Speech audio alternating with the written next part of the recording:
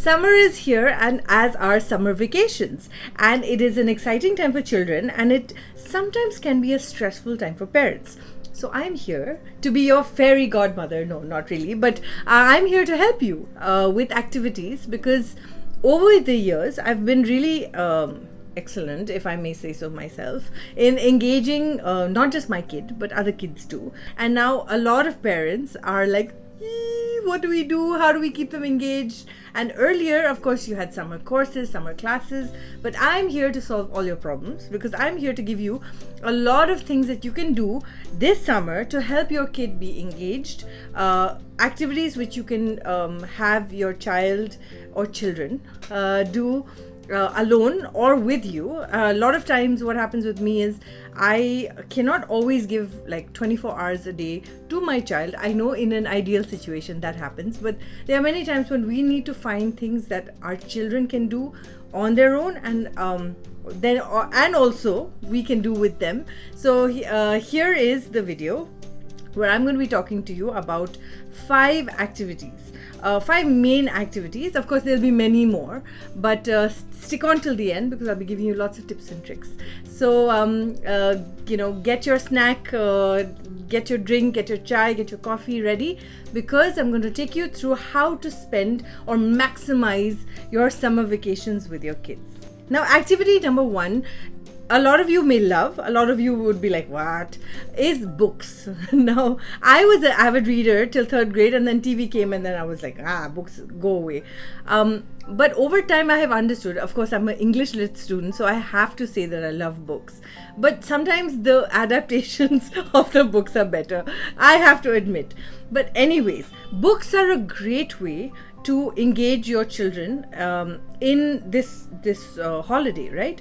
But I'm not just talking about books. I'm also talking about movie adaptations. What I do is I'll give my daughter a book, like Around the World in 80 Days is a fantastic book. I got it on Amazon, and she read it, and then after she finished reading it, I played the movie. Okay, not just the one movie, the new movie with Jackie Chan, but even the old movie. So it became an activity where my daughter wasn't just exercising her brain with books, but she was also seeing how the movie was adapted to the book. There are many books for all types of ages. There are even sites which help you, guide you online to know which books are for your age. So Pinterest is a great resource for that. You can just search your child's age, and it will, and with books, like books recommended for a 4-year-old or an 8-year-old or a 15-year-old, and I'll give you a list of the top 100 books or the top 50 books. So that's a great resource. In this list, I include comics. I include, like, I have a Tinkle subscription. Now that's not a free plan, but I basically subscribe to Tinkle, which then she can read digitally. Now these are activities that she does not just during school, she also does it during holidays. But this is a very important activity that can be included in your child's day-to-day plan, which is not just going to help their brain in terms of language and imagination, but it's a great way to have them engaged for that period of time, 1 hour, 2 hours, however long they want to take to read this comic or this book. Now, there are many comics, like, of course, Asterix, Tintin.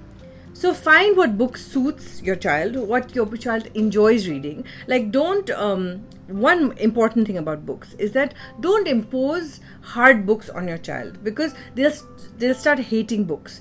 Find a way to make your child fall in love with books. Like right now, my daughter is reading A Diary of Anne Frank, and she's read that book like 2-3 times over because she really likes it. But the fact is that she's taking her time with the book, and she's reading it slowly, and it's all good. So similarly, find content and books that your child will engage with.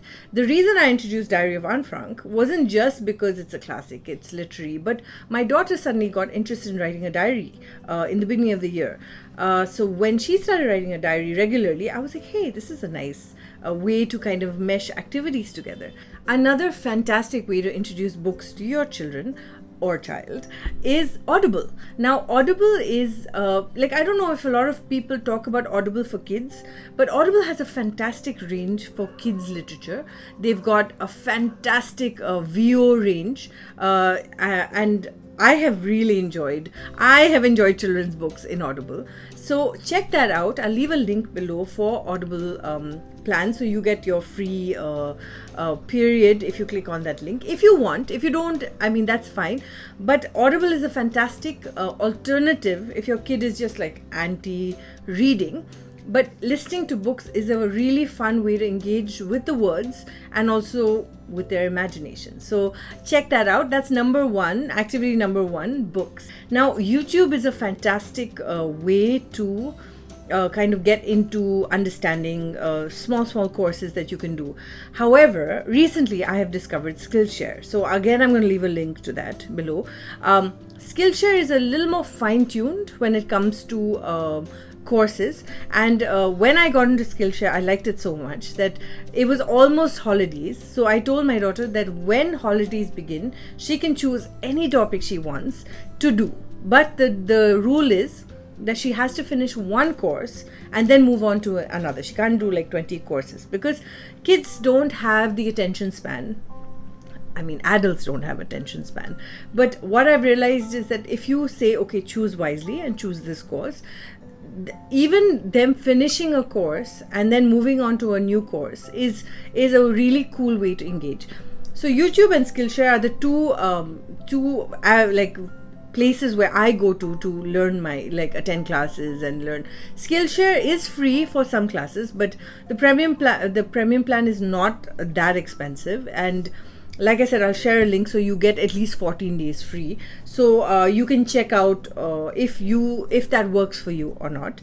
But anyways, even if you don't want to pay, YouTube is filled with that. But one tip I would like to give you for this tip is that pick a topic and then work at that topic.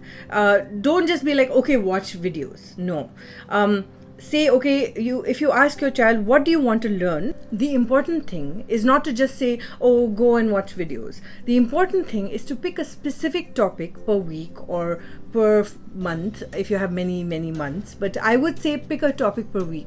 So for example, if singing is a topic that your child wants to learn, pick a week where you can do like singing activities, singing videos. This also has a nice way of streamlining the interests of your child, and then the next time they can move on to another topic. So pick one topic which allows them to also have different variations of topics that they can learn. Dancing is one, singing is one, different types of dancing is one, drawing is one, I'm doing drawing courses and they're fantastic. So the activity number 3 is board games. Now, I know it's very obvious, but what I have realized, and this I've learned actually from my daughter, is that board games is a great way to cure the boredom. Board games is fantastic in terms of engagement. You can even have your kids play like a board game a day, so you can have a plan. The way I would ideally like to do it is on a Friday night, a family like board game night. Board games like Monopoly can take like 1.5 days to play. Pictionary is great, Taboo is great, Jenga is great. Recently my mom was telling me about a lot of games. Word Perfect is, I think it's called Word Perfect. But basically I'll leave all the games that I'm talking about in the description, and a copy of it on my blog, because these games are really, I have never heard of a lot of the games that my mom told me about. It was like vintage style games, which were so fun. Uno is a fantastic game. Cards are fun.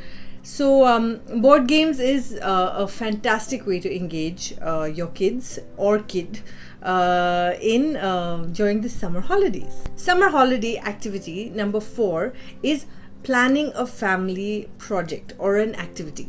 So these kind of activities can be anything from gardening. So if you have a space in your balcony, or if you have a home, if you're blessed enough to have a home with a garden, there are many ways to procure seeds and like plant summer flowers, fruits, tomatoes, coriander, pudina, tulsi. These are all wonderful ways to have like a mini garden. So that's one activity that you can have. What I'm doing, because I don't have a garden or space to have like a little garden in my balcony, is that we started making a Sado Starter. Okay, so the plan is, I'm just sharing what I'm doing. But basically, because Sado just needs water, like maida or atta, and air, right? So we started yesterday. Actually, we started Sado from scratch, and so every day our plan is that we're going to have a project together. We're going to have a diary, and we're going to feed this atta and water plan and see how it grows. And a lot of people call it baby, but we're not calling it baby. We're calling it. So it's just an activity. We're into bread. I bake a lot. So for me, starting something from scratch, which I've never done with my daughter as an activity for the summer, was a fantastic addition into our summer plan. So find something that suits you and do that together as a activity, whether it's daily or it's weekly. But it's a really nice way to engage kids beyond Netflix and Prime and Hotstar and just watching content. These are fun ways to kind of engage our kids during summer holidays.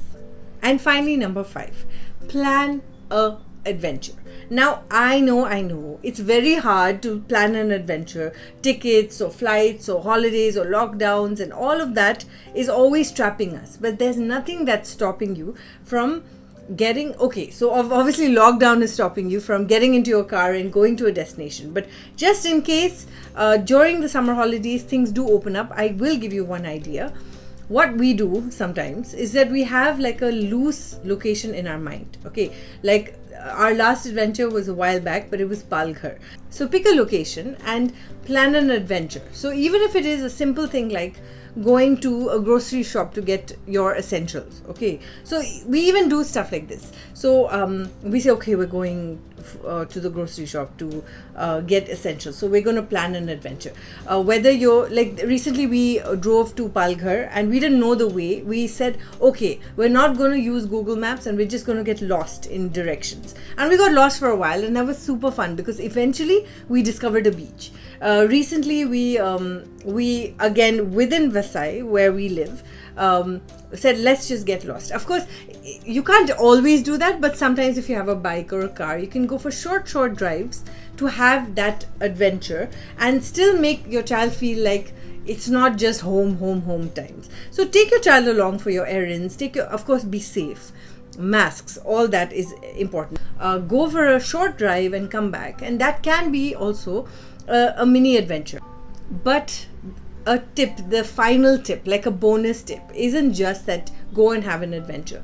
One of the things we did last year was that we picked a location and we learned everything we wanted about that location. So for example, you can, if you're really enthusiastic, you can create a passport for your child and kind of stamp that passport.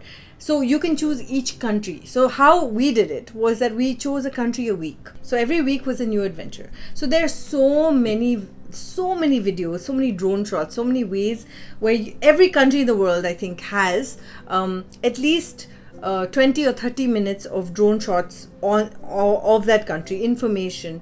So choose a country a week.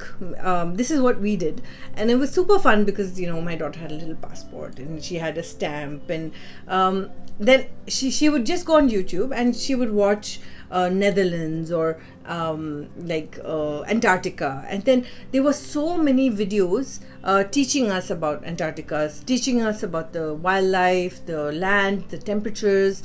So it's like a bit of it's not school, but it's something to kind of pique their interest, and discover the world while you're locked in the house during lockdown, during COVID. You can't take a flight to Antarctica, but definitely you can click on YouTube and watch a video about Antarctica or Canada or Papua New Guinea, wherever.